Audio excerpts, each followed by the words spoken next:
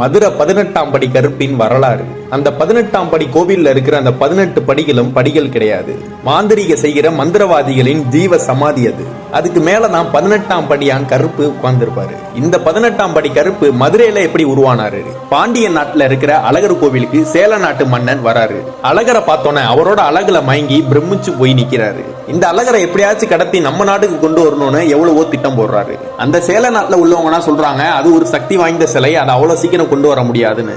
எப்படியாவது அந்த சிலையை எடுத்துட்டு வந்துடணும்னு 18 மந்திரவாதிகளை ஏற்பாடு பண்றாரு சேல நாட்டு அரசர். அந்த மந்திரவாதிகளும் சொல்றாங்க அந்த கடவுள் ரொம்ப சக்தி வாய்ந்தவர், மாந்திரிகம் தாந்திரிகம்னா செஞ்சுதான் அந்த சிலையை கட்டுப்படுத்தி எங்களால கொண்டு வர முடியும்னு சொல்றாங்க. அதுக்கு நீங்க எங்களுக்கு காவலுக்கு யாரையாவது அனுப்புங்கன்னு சொல்றாங்க.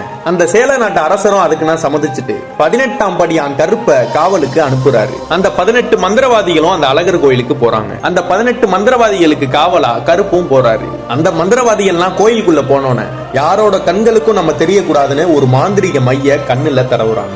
அந்த அழகரோட அழகுல இந்த மந்திரவாதிகளும் மயங்கி போயிடுறாங்க. இந்த 18 மந்திரவாதிகளும் உட்கார்ந்து மந்திரம் செய்து அந்த அழகரோட சக்திய கொஞ்சம் கொஞ்சமா எடுத்துக்கிட்டே இருக்காங்க.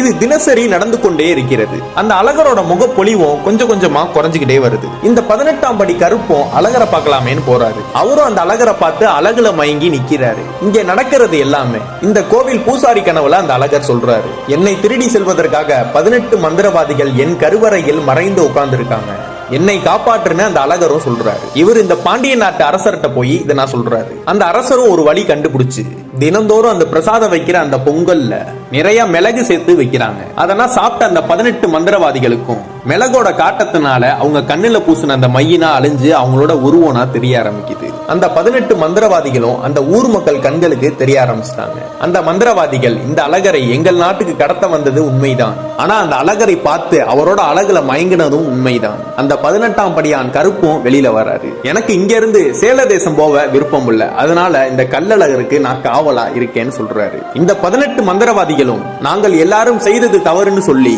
எந்த அழகரை நாங்கள் கடத்த சென்றோமோ அந்த அழகருக்கு காவலா நாங்க இருக்கோம், அந்த பொறுப்பை எங்களுக்கு கொடுங்கன்னு சொல்றாங்க.